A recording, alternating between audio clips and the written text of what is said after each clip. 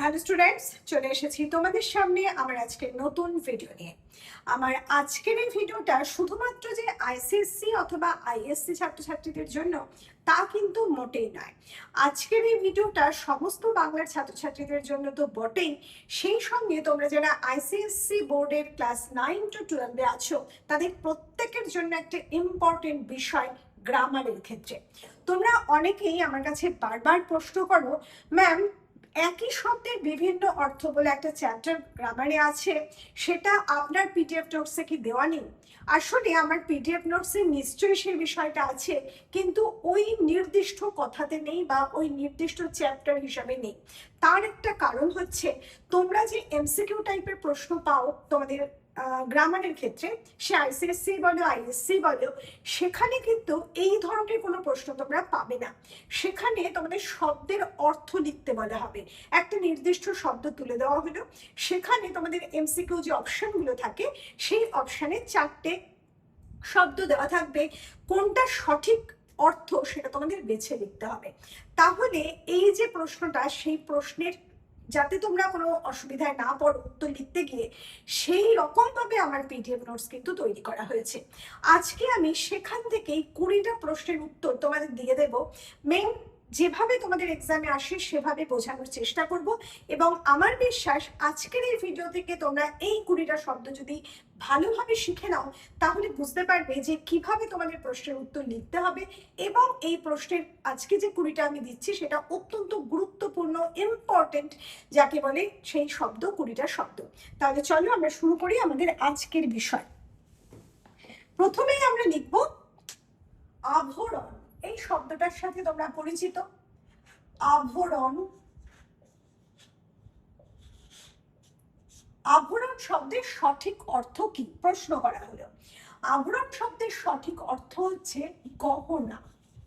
তোমাদের গহনা বলে থাকতে পারে, অথবা তোমাদের অলংকার বলে থাকতে পারে, যেটা তোমাদের এমসিকিউ অপশনে থাকবে।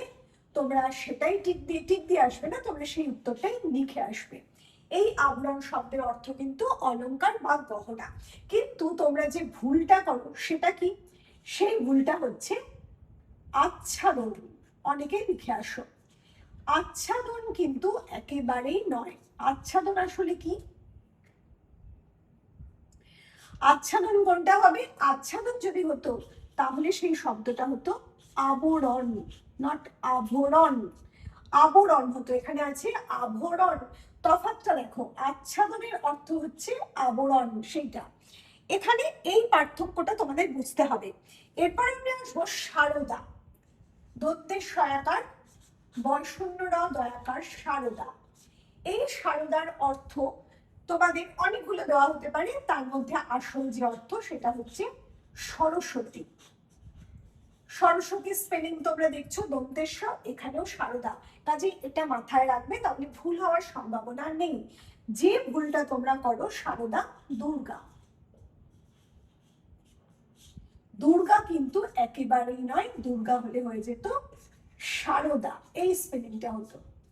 ঠিক আছে? ঠিক একইভাবে আবার আমরা দিচ্ছি বিজন।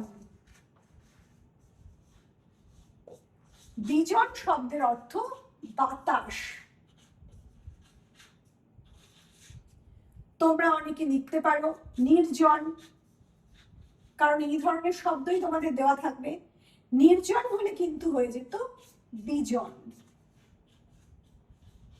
এটা হচ্ছে নির্জন। এরপর আমরা যাব বিষ। এই বিষ হচ্ছে 20, নির্দিষ্ট সংখ্যা 20, অর্থাৎ 20 যেটা আমরা লিখি। আর যদি আমি লিখি, এর উত্তর যদি তুমি দিতে গরল, গরল একটা অপশন থাকবে, সেটার উত্তর কিন্তু এই সব স্পেলিংটা একেবারেই নয়, সেটা হচ্ছে বিষ। এই হচ্ছে তোমাদের এই দুটো অপশনই হয়তো দেওয়া থাকবে, এভাবে থাকবে। ধরো স্মরণ। স্মরণ শব্দের অর্থ কি?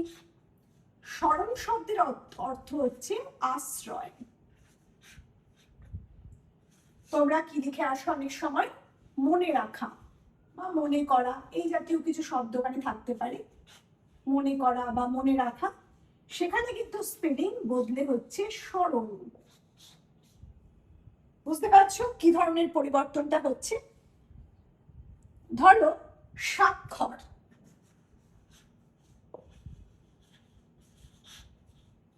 স্বাক্ষর এর অর্থ অক্ষর জ্ঞান সম্পন্ন, অর্থাৎ যে লিখতে পড়তে পারে, সামান্য লিখতে পড়তে পারলেই হলো। অক্ষর জ্ঞান আছে যা, সেটাই হচ্ছে অক্ষর জ্ঞান সম্পন্ন। কিন্তু আরেকটা অর্থ হচ্ছে সই, তোমরা এটাও লিখে আসতে পারো, কিন্তু না, সেই স্বাক্ষর কিন্তু স্পেলিংটা এইটা, স্বাক্ষর। ক্লিয়ার? এরপর হচ্ছে কোমল। কোমল শব্দের অর্থ কি? নরম। অনেকে ভুল করো, লিখে আসো পদ্ম। পদ্ম যেটা, সেটা হচ্ছে কমল। অনেকটা কাছাকাছি হলেও দুটো উচ্চারণও কিন্তু একদমই আলাদা। আচ্ছা, এরপর ধরো স্বর্গ। এই স্বর্গ হচ্ছে পরিচ্ছেদ। আমরা যেটা ধরো উপন্যাস, গল্প, এগুলোর ক্ষেত্রে, উপন্যাসের ক্ষেত্রে মূলত ব্যবহার হয়, প্রথম স্বর্গ, দ্বিতীয় স্বর্গ, সেটা হচ্ছে পরিচ্ছেদ।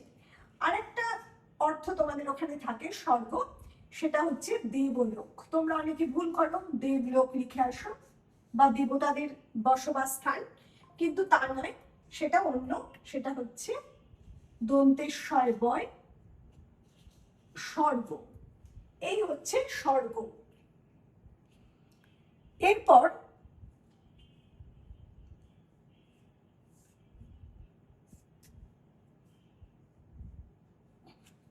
ধরো সব। সব শব্দের অর্থ মৃতদেহ।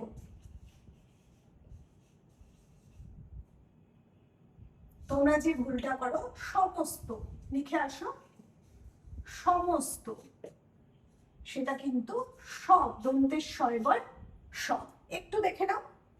আশা করছি এরপর থেকে তোমরা কিন্তু আর এই ধরনের মিস্টেক গুলো করবে না। আর যে কটা শব্দ আমি দিলাম, প্রত্যেকটা শব্দ কিন্তু এক্সামে ইম্পর্টেন্ট, তোমাদের এমসিকিউ টাইপের যে প্রশ্ন আসে গ্রামারের, সেক্ষেত্রে।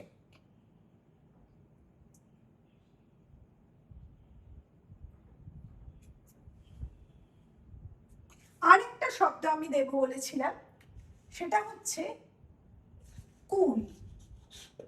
এই কুল শব্দের অর্থ হচ্ছে বংশ।